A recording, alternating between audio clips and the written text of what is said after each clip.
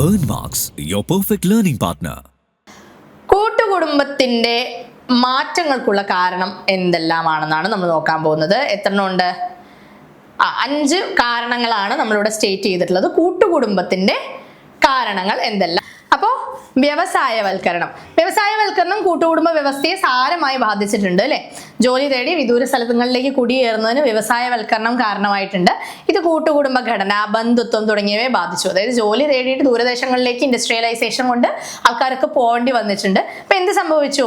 ഇത് കുടുംബഘടനയെയും ബന്ധുത്വത്തെയും ഒക്കെ നല്ല രീതിയിൽ ബാധിച്ചിട്ടുണ്ട്. ഉൽപാദന ഘടകമായിരുന്ന കൂട്ടുകുടുംബം ഉപഭോഗ ഘടകമായി മാറി. ഓക്കെ, രണ്ടാമത്തെ കാര്യമാണ് നഗരവൽക്കരണം എന്ന് പറയുന്നത്. നമ്മൾ എന്താ പറഞ്ഞുകൊണ്ടിരിക്കുന്നത്? കൂട്ടുകുടുംബത്തിന്റെ മാറ്റങ്ങൾക്കുള്ള കാരണമാണ്. ആദ്യത്തേത് വ്യവസായവൽക്കരണമാണ്, 2 അർബനൈസേഷനാണ്, നഗരവൽക്കരണം കൂട്ടുകുടുംബ വ്യവസ്ഥയെ ദുർബലപ്പെടുത്തുകയും അണുകുടുംബ വ്യവസ്ഥയെ നഗരങ്ങളിലെ വിദ്യാസമ്പന്നർ അവർ ശക്തിപ്പെടുത്തുകയും ചെയ്തിട്ടുണ്ട്. അതായത് നഗരവൽക്കരണം എന്ന് പറഞ്ഞത് കൂട്ടുകുടുംബ വ്യവസ്ഥയെ ദുർബലപ്പെടുത്തി. എന്താ വെച്ചാൽ ഒരു നഗരത്തിൽ കൂട്ടുകുടുംബം അങ്ങനെ സർവൈവ് ചെയ്ത് പോലെ വെരി ഡിഫിക്കൽട്ട് ടു ഡു അല്ലേ. അണുകുടുംബ വ്യവസ്ഥയെ നഗരത്തിലെ വിദ്യാസമ്പന്നർ അത് ശക്തിപ്പെടുത്തുകയും ചെയ്തിട്ടുണ്ട്. ഓക്കെ, അതുപോലെ തന്നെ വിദ്യാസമ്പന്നര് ഈ കൂട്ടുകുടുംബ വ്യവസ്ഥയെ അനുകൂലിക്കാതെയുമായിട്ട് മാറിയിട്ടുണ്ട്. അവർ അത് കാര്യമായിട്ട് അനുകൂലിക്കാത്ത രീതിയിലേക്ക് അത് മാറി. കാരണം അത് മെയിൻറ്റെയിൻ ചെയ്തു പോകാനുള്ള ഒരു ബുദ്ധിമുട്ടുണ്ട് നഗരവൽക്കരണത്തിൽ. എസ്പെഷ്യലി നമ്മൾ ഏർബൺ ഏരിയയിലേക്ക് താമസമൊക്കെ മാറുമ്പോൾ നഗരങ്ങൾ സ്ത്രീകൾക്കും തൊഴിലവസരങ്ങൾ നൽകി. അതുപോലെ തന്നെ കൂട്ടുകുടുംബ സംവിധാനങ്ങൾക്ക് അവിടെ ഒരു സ്പേസ് ഇല്ല. അതായത് കൂട്ടുകുടുംബ സംവിധാനത്തിൽ മെയിനായിട്ട് ആണുങ്ങൾ എല്ലാവരും പോയിട്ട് സമ്പാദിച്ചു വരുന്നു, സ്ത്രീകൾ എല്ലാവർക്കും വെച്ച് വിളമ്പുന്നു എന്നുള്ള രീതിയിലാവും. അപ്പം ഇവിടെ എന്ത് സംഭവിക്കും? നഗരങ്ങളിൽ സ്ത്രീകൾക്കും ജോലിക്ക് പോകേണ്ട കാര്യങ്ങളും ഇതൊക്കെ വരും.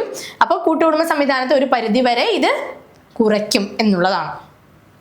ഇനി പാശ്ചാത്യ സംസ്കാരം കൊണ്ട് ഇതിന് നല്ല മാറ്റം വരുത്തിയിട്ടുണ്ട്. 1, സമത്വം, സ്വതന്ത്രമായ ജീവിതം. കൂട്ടുകുടുംബത്തിൽ പൊതുവെ നമുക്ക് കിട്ടാതെ പോകുന്ന ഒരു കാര്യമായിട്ട് പലപ്പോഴും പറയുന്നത് സ്വതന്ത്രമായ ഒരു ജീവിതമില്ലായ്മയാണ്.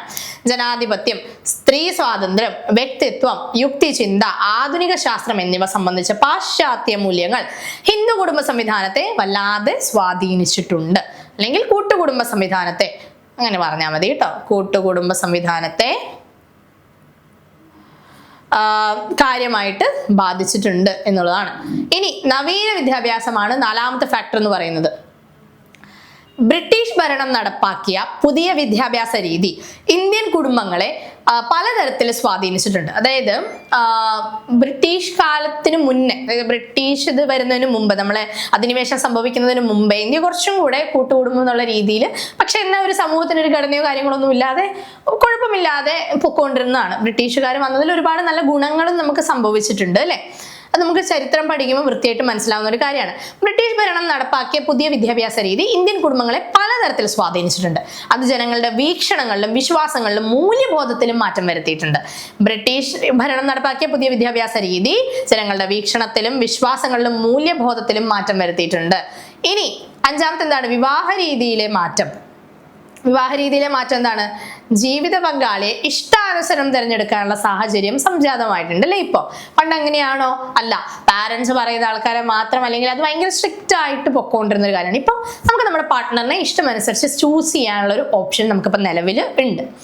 അപ്പം അതോടെ വിവാഹത്തോടുള്ള കാഴ്ചപ്പാടുകൾക്ക് മാറ്റം വന്നു. അതോടുകൂടി കൂട്ടുകുടുംബം എന്നുള്ളൊരു കൺസെപ്റ്റിനും മാറ്റം വന്നു തുടങ്ങിയിട്ടുണ്ട്. നല്ല രീതിയിൽ മാറ്റം വന്നിട്ടുണ്ട് അല്ലേ. ഇനി കുടുംബത്തിന്റെ കടമകൾക്കുള്ള മാറ്റങ്ങൾ എന്തെല്ലാം? അപ്പൊ നമ്മൾ കടമകൾ എന്തെല്ലാന്ന് പറഞ്ഞു. ഇനി കടമകളിൽ വന്ന മാറ്റങ്ങൾ എന്തൊക്കെയാന്ന് നോക്കാം.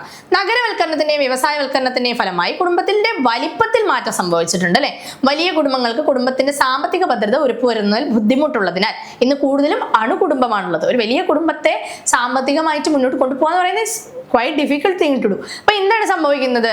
ഇത് ബുദ്ധിമുട്ടുള്ളത് കൊണ്ട് തന്നെ, ഇതിന് ഒരുമിച്ച് കൊണ്ടുപോകാൻ ബുദ്ധിമുട്ടുള്ളത് കൊണ്ട് തന്നെ, സാമ്പത്തികമായിട്ട് ഒരുമിച്ച് കൊണ്ടുപോകാൻ ബുദ്ധിമുട്ടുള്ളത് കൊണ്ട് തന്നെ അണുകുടുംബങ്ങളാണ് ഇപ്പൊ കൂടുതൽ. കുടുംബങ്ങൾക്കിടയിലുള്ള പരസ്പര ബന്ധത്തിൽ മാറ്റങ്ങൾ കൊണ്ടുവന്നിട്ടുണ്ട്. ഒരു അണുകുടുംബത്തിൽ അതിലെ എല്ലാ അംഗങ്ങളും തുല്യരായി കണക്കാക്കപ്പെടുന്നു എന്നുള്ളൊരു കാര്യം കൂടെയുണ്ട്. കൂട്ടുകുടുംബത്തിൽ എന്താണ് സംഭവിക്കുന്നത്? പ്രായമായവർക്ക് എക്സ്ട്രാ സ്ഥാനം, അവരാണ് കുടുംബത്തിൽ ഏറ്റവും ഇത്, അവരുടെ ഡിസിഷനാണ് നമ്മൾ എടുക്കുക.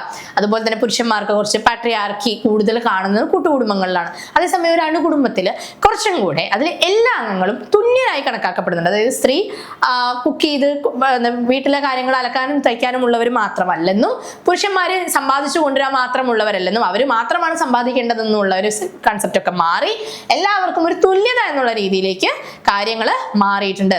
ചിലപ്പോഴൊക്കെ ഭിന്നമായ അഭിപ്രായങ്ങളുടെ പേരിൽ കുടുംബത്തിലെ മുതിർന്ന അംഗങ്ങളും ഇളയ അംഗങ്ങളും തമ്മിൽ തർക്കങ്ങൾ ഉണ്ടായേക്കാം. കൂട്ടുകുടുംബത്തിൽ അത് അണുകുടുംബത്തിലും സാധ്യത ഉണ്ടെങ്കിൽ പോലും കൂട്ടുകുടുംബങ്ങൾ അത് കുറച്ചും കൂടെ ഹയർ ലെവലിലേക്ക് വരാനുള്ള പോസിബിലിറ്റീസ് ഉണ്ട്.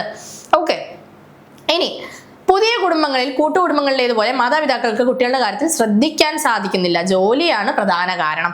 നേരത്തെ പറഞ്ഞ പോലെ ഈ വ്യവസായവൽക്കരണവും നഗരവൽക്കരണവും ഒക്കെ സംഭവിച്ചതോടുകൂടി സ്ത്രീകൾക്കും കൂടെ കുറച്ചും കൂടെ വർക്കിലേക്ക് ഇറങ്ങാൻ പറ്റുന്നുണ്ട്. അപ്പം കൂട്ടുകുടുംബത്തിൽ കുട്ടികൾ കുറച്ചും കൂടെ ശ്രദ്ധ കിട്ടും എന്ന് പറഞ്ഞാൽ ഒരുപാട് പേരുണ്ട് നോക്കാൻ. പക്ഷെ അതേസമയം അണുകുടുംബങ്ങളിൽ കിട്ടുന്നില്ല എന്നാണ് ടെക്സ്റ്റ് ബുക്ക് പറയുന്നത്. പഴയകാല കുടുംബ സംവിധാനത്തിൽ മാതാപിതാക്കൾക്കാണ് മക്കൾക്കുള്ള ജീവിത പങ്കാളിയെ കണ്ടെത്തിയതെങ്കിൽ മാതാപിതാക്കളാണ് കണ്ടെത്തുന്നത്, അല്ലേ? അതാണ് നമ്മൾ നേരത്തെ പറഞ്ഞത്. ജീവിത പങ്കാളിയെ സ്വയം തെരഞ്ഞെടുക്കാനുള്ള ഒരു ഓപ്ഷൻ, വലിയ ചോയ്സ് ഇന്ന് നമ്മുടെ മുമ്പിലേക്ക് വരുന്നു തുടങ്ങുന്നുണ്ട്. ഇന്നത്തെ കുടുംബ സംവിധാനങ്ങളിൽ യുവജനങ്ങൾ തന്നെയാണ് അവരുടെ പങ്കാളിയെ കൂടുതലും തിരഞ്ഞെടുക്കുന്നത്. ഓക്കെ, ഇനി നവീന കുടുംബങ്ങൾ കൂടുതലും കുട്ടികൾക്കായാണ് നിലനിൽക്കുന്നത്. പുതിയ കുടുംബങ്ങൾ കൂടുതലും കുട്ടികളെയാണ് ഫോക്കസ് ചെയ്യുന്നത്. മാതാപിതാക്കൾ അവരുടെ സമ്പത്തും സമയവും ചെലവഴിക്കുന്നത് കുട്ടികൾക്ക് വേണ്ടിയിട്ടാണ്. ഇത് കടമകളിലുള്ള വന്ന മാറ്റങ്ങളാണ് കേട്ടോ നമ്മൾ ഡിസ്കസ് ചെയ്യുന്നത്. പഴയകാല കുടുംബങ്ങൾ നിർവഹിച്ചിരുന്ന പല ഉത്തരവാദിത്വങ്ങളും ഇന്ന് പുതിയ ഏജൻസികളാണ് നിർവഹിക്കുന്നത്. അതായത് hotel, day care, club etcetera. അപ്പം പണ്ട് കൂട്ടുകുടുംബത്തിൽ നമ്മൾ കുട്ടികളെ ഡേ കെയർ കൊണ്ടുവിടണോ? വേണ്ട, അവിടെ ആൾക്കാരുണ്ട്, അവരവിടെ നോക്കും. പക്ഷെ ഇപ്പൊ എങ്ങനെയാണ്? പഴയകാല കുടുംബങ്ങൾ നിർവഹിച്ചിരുന്ന പല ഉത്തരവാദിത്തങ്ങളും ഇന്ന് പുതിയ ഏജൻസികളാണ് ടേക്ക് കെയർ ചെയ്യുന്നത് എന്നാണ് പറയുന്നത്. നഗര സമൂഹങ്ങളിലെ കുടുംബം ഇന്ന് ഉൽപാദക യൂണിറ്റുകൾ അല്ല. ഈ പോയിന്റ് ഓർത്ത് വെച്ചോ. നഗര സമൂഹങ്ങളിലെ കുടുംബം ഇന്ന് ഉൽപാദക യൂണിറ്റുകളല്ല. ആദ്യകാല കുടുംബങ്ങൾ സാമ്പത്തിക യൂണിറ്റ് എന്ന നിലയിലും നിലനിന്നിരുന്നു. ഈ സ്ഥിതിക്ക് ഇന്ന് മാറ്റം വന്നിട്ടുണ്ട് എന്നാണ് പറയുന്നത്. ഇനി അടുത്ത പോയിന്റ് എന്താണ്?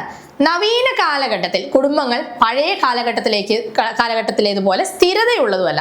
വിവാഹമോചനം നവീന കാലത്തിൽ കുടുംബങ്ങളിൽ സാധാരണയായിട്ട് കണ്ടുവരുന്ന ഒരു കാര്യമാണ്. പണ്ട് വിവാഹമോചനം അത്ര കാര്യമായിട്ടില്ല. എല്ലാം അഡ്ജസ്റ്റ് ചെയ്യാൻ പോകാൻ പറ്റാത്തവർ പോലും for the sake of being together എന്നുള്ള രീതിയിൽ അഡ്ജസ്റ്റ് ചെയ്ത് പോകുന്നുണ്ടായിരുന്നു. ഇപ്പൊ കുറച്ചും കൂടെ മോഡേണൈസേഷനും നഗരവൽക്കരണവും എല്ലാം വന്നതുകൊണ്ട് തന്നെ എന്താണ്, വിവാഹമോചനം നവീനകാല കുടുംബങ്ങളിൽ സാധാരണയായിട്ട് കാണുന്ന ഒന്നാണ്. ഇനി വിദേശ രാജ്യങ്ങളിലെ വിവാഹ രീതി സംസ്കാരം നമ്മുടെ രാജ്യത്ത് സാധാരണയായി മാറുന്നുണ്ട്. വിദേശ രാജ്യങ്ങളിലെ വിവാഹ രീതി സംസ്കാരം ഇതൊക്കെ നമ്മുടെ രാജ്യത്തെയും കൂടുതൽ ഇൻഫ്ലുവൻസ് ചെയ്യുന്നുണ്ട്. വിവാഹിതരാകാതെ തന്നെ അവർ ഒരുമിച്ച് താമസിക്കുന്നുണ്ട്. അത് നമ്മുടെ രാജ്യത്തും നമ്മുടെ സംസ്കാരത്തിൽ ഇപ്പം കടന്നുകൂടിയിട്ടുള്ള ഒന്നാണ്. ചില വിവാഹിതരായ ഭാര്യ ഭർത്താക്കന്മാർ ശരിയായ രീതിയിലുള്ള സാമ്പത്തിക സ്ഥിരത ഇല്ലാത്തതിനാൽ കുട്ടികളെ വേണ്ടെന്ന് വെക്കുന്നുണ്ട്. അതായത് കുട്ടികളെ വെറുതെ ക്രിയേറ്റ് ചെയ്തിട്ട് ഇപ്പം നമ്മൾ കുടുംബത്തിന്റെ കടമ എന്നുള്ളത് നമ്മൾ ഏറ്റവും കൂടുതൽ എടുത്തെടുത്ത് പറഞ്ഞ പോയിന്റുകളിൽ ഒന്നാണ് ഈ മാനസികവും ശാരീരികമായിട്ടുള്ള സപ്പോർട്ടും കാര്യങ്ങളൊന്നും അല്ലാതെ ലൈംഗികതയല്ലാതെ നമ്മൾ ഏറ്റവും കൂടുതൽ എടുത്തു പറഞ്ഞൊരു പോയിന്റാണ് പ്രത്യുൽപാദനം എന്ന് പറയുന്നത്.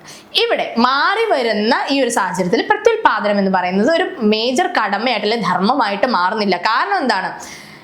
ഈ ഒരു നഗരവൽക്കരണം കൊണ്ട് അല്ലെ മോഡേണൈസേഷൻ കൊണ്ട് വ്യവസായവൽക്കരണം കൊണ്ട് തന്നെ ചില വിവാഹിതരായ ഭാര്യാഭർത്താക്കന്മാരും ശരിയായ രീതിയിലുള്ള സാമ്പത്തിക സ്ഥിരത ഇല്ലാത്തത് കൊണ്ട് കുട്ടികളെ വേണ്ടെന്ന് വെക്കുന്നുണ്ട്. അതുപോലെ തന്നെ ധാരാളം സമ്പത്തുള്ള പങ്കാളികളും ഇപ്രകാരം തീരുമാനം എടുക്കുന്നു എന്നുള്ളതാണ്. അപ്പൊ ചോയ്സിന് ഇമ്പോർട്ടൻസ് കൂടിയിട്ടുണ്ട്. അതിന് ചോയ്സിന് എന്താ പറയാ, തിരഞ്ഞെടുക്കുന്നതിനുള്ള ആ ഒരു അവകാശം കൂടുതൽ എത്തിച്ചേർന്നിട്ടുണ്ട്.